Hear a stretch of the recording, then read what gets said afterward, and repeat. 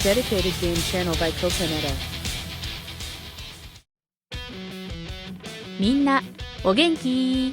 さて、始まりの話題は、新武器フリーズブラスト系の検証から、この爆発性ロケット弾は、その名の通り、フリーズ効果とブラストチャージ効果を兼ね備えてて、一挙両得って感じの武器になってるね。それじゃ早速、このフリーズブラスト効果ってどんなものなのか？そしてマザーシップチャージは10秒でどれくらい？ダメージステータスはどう？って感じで確認しましょう。いつも通りスロー再生で起動を確認すると、確かにワンショットで2発だね。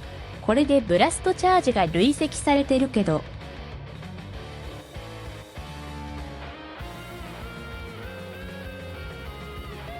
フルチャージまで 3.9 秒か。まあ結構時間かかるんだね。おや？その後にフリーズ効果の累積が始まってるね。なるほど。そういうことなんだね。ということは、ブラストチャージの爆発がなきゃ、フリーズ効果は始まらないってことなんだろうか。ペンリル側のチャージゲージで確認してみると、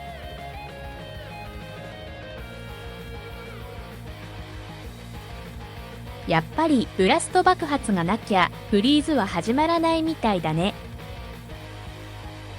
それじゃ次はマザーシップチャージ。いつもの10秒間でどのくらいなのか。なるほど、4% だね。タイプ別ではその違いあるのか？これも確認しましょう。タイプ別にチャージスピードは変わりませんでした。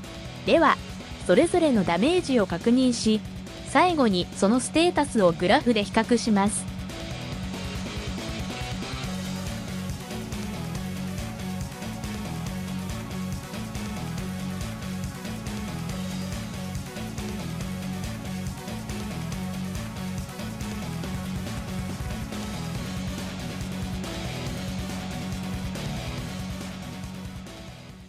それじゃ、軽武器から。なるほどね。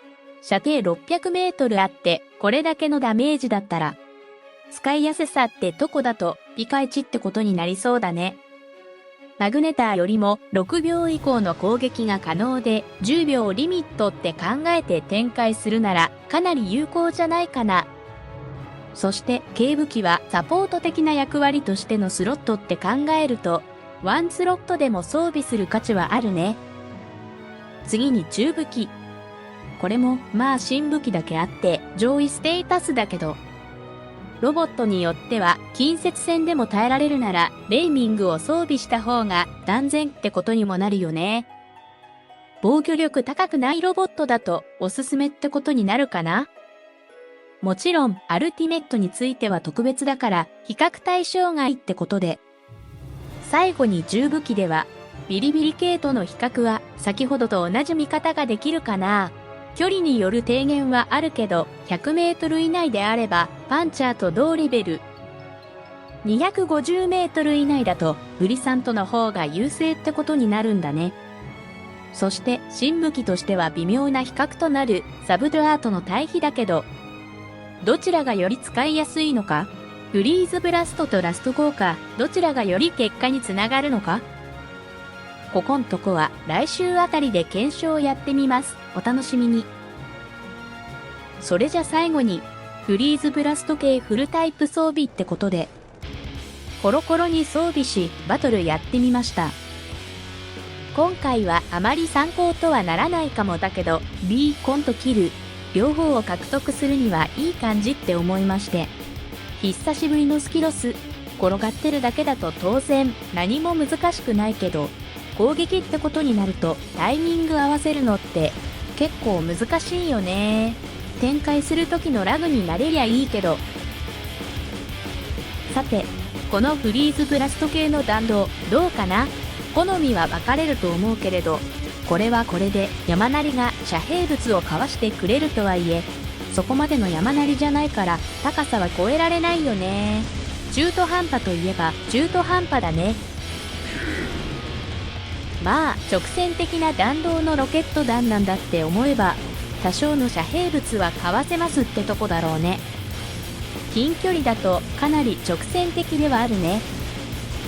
ブラストチャージの累積については、3スロット装備だと、4ショットをヒットさせるとチャージ爆発って感じで、さらにフリーズ効果には2ショットだろうか、すべての効果を発揮させるには、6ショットをヒットさせる必要がありそう。そうなると、ドローンのフリーズだとこれが4ショットくらいでフリーズ効果発揮となるんだね。これだと効果発揮しやすいのか。もしフリーズでなきゃ4スロットであればかなり効果発揮できそうだね。まあこんな感じでダメージは上位のステータスだし、600メートル射程と山なりの軌道はかなり余裕あって使えそう。効果発揮するには4スロット以上がより効果的ってとこでしょうか。範囲ダメージは10メートル範囲なので、あまり期待しない方がいいのかもしれない。いずれにしても前回のナープによって選択肢は限られてるから、このフリーズブラスト系の武器がこれからの環境武器ってことになるんだろうね。まあ超ぶっ飛びレベルのダメージじゃなさそうだから、今後はこんなステータスの武器が新登場ってことになればいいなって思います。バトル続きますが、ぜひ最後まで。